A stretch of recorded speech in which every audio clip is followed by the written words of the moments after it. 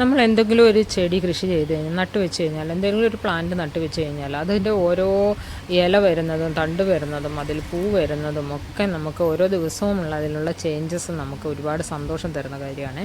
അപ്പോൾ അങ്ങനെ എന്നും വെള്ളം ഒഴിക്കാൻ വരും. അപ്പോൾ ഇപ്പം നോക്കൂ, ഇതെല്ലാത്തിലും എനിക്ക് മണിച്ചോളം അല്ല, സാധാ ചോളമാണെന്ന് തോന്നുന്നുണ്ട്, ബേബിക്കോൺ.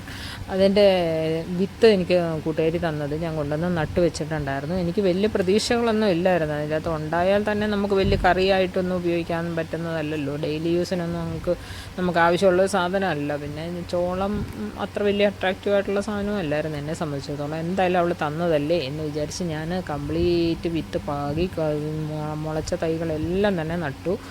ഇപ്പം നോക്കൂ, അതിൻ്റെ മുകളിൽ കൂടി എല്ലാം കൊല വരുന്നുണ്ട്, പൂങ്കൊല വന്നു. അപ്പം ഞാൻ വിചാരിച്ചു ഇത് മറ്റേ നമ്മുടെ മഷ്റൂമിൻ്റെ വിത്തുണ്ടാക്കുന്ന മണിച്ചോളം വല്ലതും ആയിരിക്കും എന്ന് വിചാരിച്ചു. അപ്പം നോക്കുമ്പോൾ അതിൻ്റെ ശരിക്കുള്ള കോൺ ഉണ്ടാകുന്നത് അതിൻ്റെ തണ്ടയിലാണ്. അതിൻ്റെ സ്റ്റെമ്മിനോട് ചേർന്ന് ലീഫ് ഷീൽത്തിൻ്റെ ഇടയിൽ കൂടെ ഇങ്ങനെ പൊങ്ങി വരുന്നുണ്ട്. അപ്പോൾ പിന്നെ ഈ രണ്ട് പൂവ് എന്തിനാ ഇതിന്? മുകളിൽ ഒരു വലിയ കൊലയും താഴെ ഒരു പൂവും ശരിക്കുള്ള കായ്ക്കുള്ളതും ഉണ്ടാകുന്നുണ്ട്.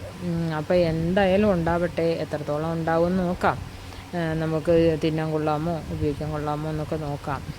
എന്തായാലും രസമുണ്ട് കേട്ടോ കാണാൻ. മൊത്തത്തിൽ എല്ലാത്തിലും പൂങ്കല വന്ന് നിൽക്കുകയാണ്. കുറേ അധികം നട്ടു വെച്ചിട്ടുണ്ട്. അതിൻ്റെ ഇടയിൽ കൂടെ എല്ലാം ഞാനിപ്പോൾ അതിൻ്റെ ചോട്ടിൽ കൂടെയൊക്കെ ഞാൻ ഒരു കുറ്റിപ്പയറും കൂടെ വെച്ച് കൊടുത്തിട്ടുണ്ട്. അപ്പോൾ വെറുതെ ഇത് വലിയ ഉപകാരമൊന്നും ഇല്ലെങ്കിലും പയറുണ്ടായി വരട്ടെ എന്ന് വിചാരിച്ചു. പയറിനൊരു കയറ്റവും ആയിക്കോട്ടെ എന്ന് വിചാരിച്ച് അങ്ങനെ പയറുണ്ട്. പയറിലെല്ലാം പതുക്കെ പൂവിട്ട് തുടങ്ങിയിട്ടുണ്ട്, കായ്കളിലേക്കായി തുടങ്ങി. ഇതെല്ലാം നമ്മുടെ കെയിൽ വെച്ചിരുന്നതായിരുന്നു. അപ്പോൾ ഒരു ഇൻ്റർ ക്രോപ്പിംഗ് പോലെ ആയി കഴിയുമ്പോഴത്തേക്കും ഇതിൻ്റെ പുഴുവിൻ്റെ ശല്യം ഇത്തിരി കുറവുണ്ട് കേട്ടോ. അല്ലെങ്കിൽ പുഴുക്കൾ വരുന്നു. ഇത് ഒരേ വിള തന്നെ ആകുമ്പോൾ പെട്ടെന്ന് പുഴു കയറാനുള്ള ഉണ്ടാകും. ഇത് ഇടവിട്ട് പലതരം ഇലകളാകുമ്പോൾ പുഴുവിനാകെ കൺഫ്യൂഷനാണ് ഏത് തിന്നണമെന്ന്. ഒരു ഇല തിന്ന് കഴിഞ്ഞിട്ട് നോക്കുമ്പോൾ വേറെ തരമായിരിക്കും അടുത്ത ഇല. അടുത്തത് എനിക്ക് ഇതൊക്കെ തക്കാളിയാണ്. തക്കാളിയിൽ കുറേ കുരുടിപ്പുണ്ട്. അതിൻ്റെ ഇടയിൽ അവിടെ ഇവിടെയൊക്കെ ഓരോ കായ്കളും ഉണ്ട്. അപ്പോൾ ഞാൻ ഇതൊന്നും കറി വയ്ക്കാൻ മാത്രമൊന്നും ഇല്ലാത്തത് കൊണ്ട് ഞാൻ എന്ത് ചെയ്യും, ഇവിടെ വരുമ്പം വല്ലതും പഴുത്ത് നിൽക്കുകയാണെങ്കിൽ ഞാൻ ചിലപ്പോൾ അതങ്ങ് പറിച്ച് തിന്നും. ഒരു രസമല്ലേ. അപ്പോൾ രാവിലെ വരുമ്പം നോക്കാൻ വരുമ്പോൾ വെള്ളം ഒഴിക്കാൻ വരുമ്പോൾ തക്കാളി ഉള്ളത് പറിച്ച് തിന്നിട്ട് പോകും.